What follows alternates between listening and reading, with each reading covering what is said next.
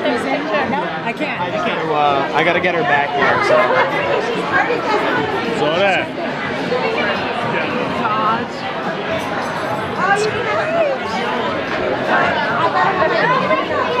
Sorry.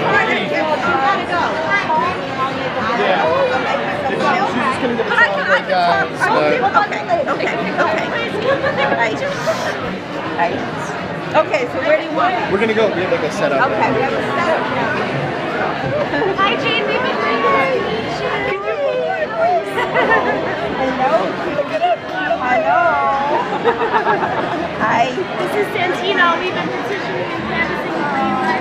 Thank you. Thank you so much. You got a great smile there, buddy. She turned you.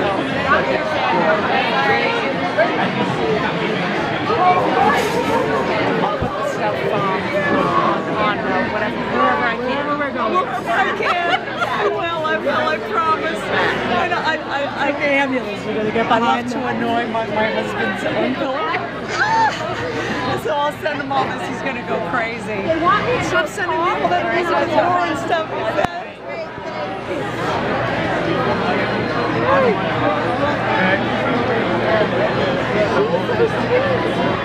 think so too.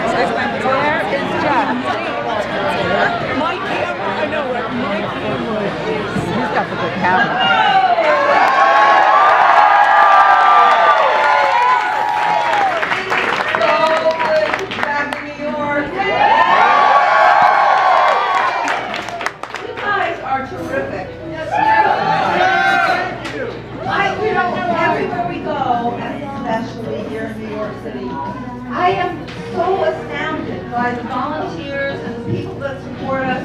Okay, go ahead. You're fine. You know, I want to know every one of you. It feels so good. You're good people. We're honored, Jane!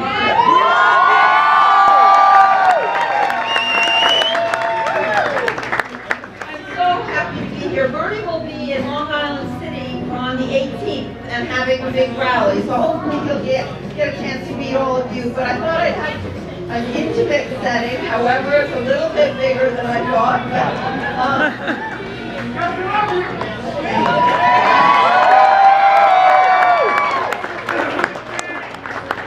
So I'm very to be able to be representing Bernie out on the campaign trail where he can be everywhere.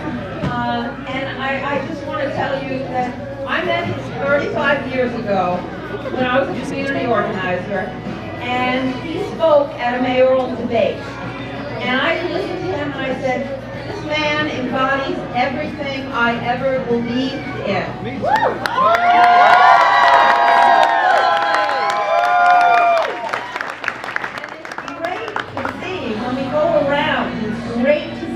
That other people are having the same reaction. And I can tell you, 35 years later, that original assessment was absolutely right on. He never let us down.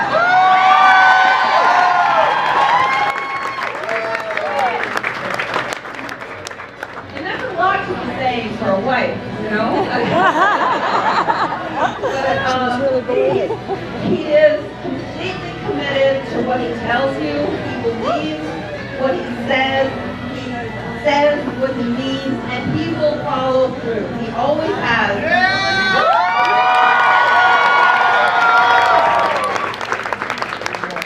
One example, just if you don't believe my objective opinion.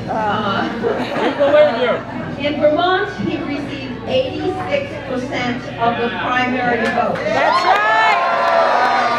In New Hampshire, next door, which is a lot more conservative than Vermont, he received more votes than any candidate in either the Democratic or the Republican Party in the history of the state. So I imagine you know a lot of his issues. He's concerned. When we talked about him running for president, at first I was a little reticent because I don't like politics today. I don't like the negativity, all the money that you have to raise. It seems that big money interests really rule politics.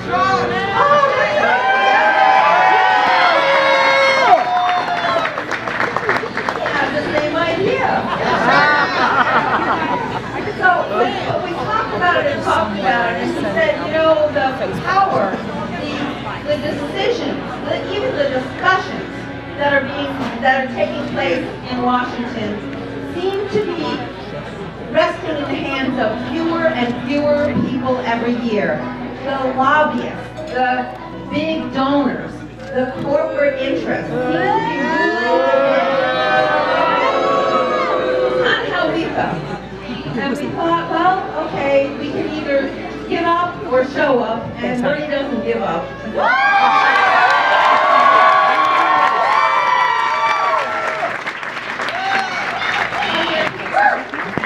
And he's running, and he feels that if he points out very clearly, and I will tell you honestly, that voting for Bernie is only the first step.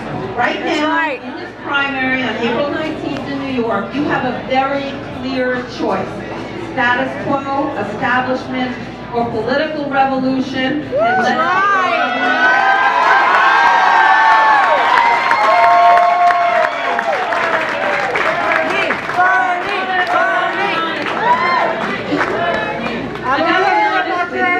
And if you vote for Bernie, and he gets to be president, that's only the beginning of your work. That's right.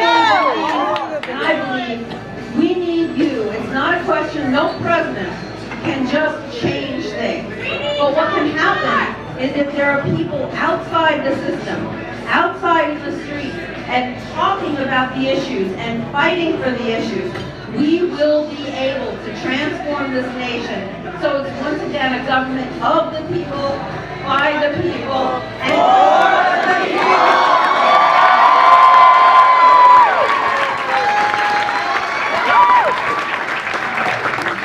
One thing that a young man that is traveling with us just mentioned, which I hadn't thought of in this context. One of the things that Bernie will definitely do is transform the executive branch. The executive branch and the legislative branch has a revolving door. People are in industry, then they work in the executive or the Congress, and then they move back to be lobbyists, and they lobby all the people that they know. We will not be having lobbyists in our cabinet. We will have people who care about the environment running the EPA. People who care about food safety and organic farming people who believe in health and wellness instead of prescription drugs all the time in general. So what will happen if Bernie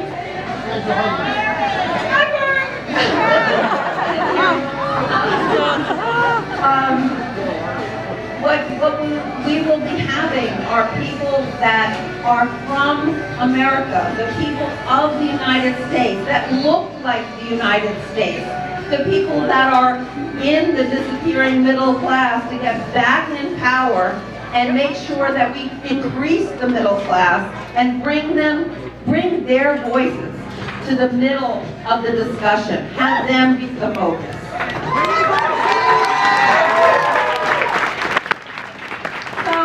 I just want to thank you. I mean, honestly, Bernie would not be where he is today without people like you, people who are working on an everyday basis. We all know the mainstream media has not paid attention, and when they haven't been great. But people like yourselves, talking to your neighbors, talking online, raising the issues, recognizing that the focus needs to be on quality of life, of our everyday experience, not corporate profits. And that has made all the difference, and I can't tell you how much both Bernie and I appreciate all your work. Thank you, thank you, thank you.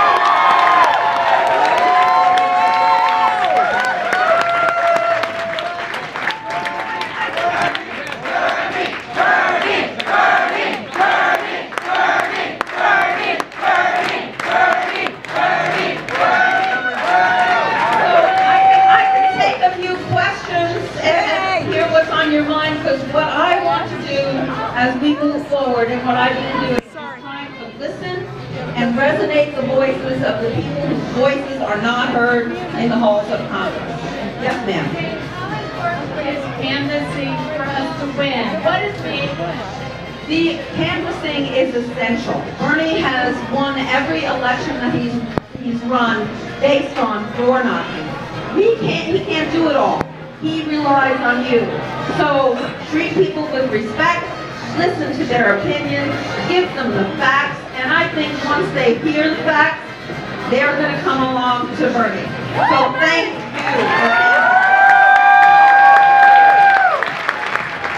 I'm a peace activist, and I have a present for you. It's actually made by somebody who's here. This is Bernie Piso.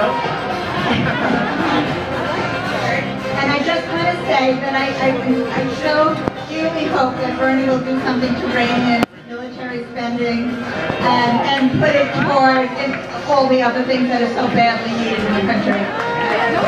Yes, you know, we have the largest defense budget of any nation, at which, like the next 9 combined.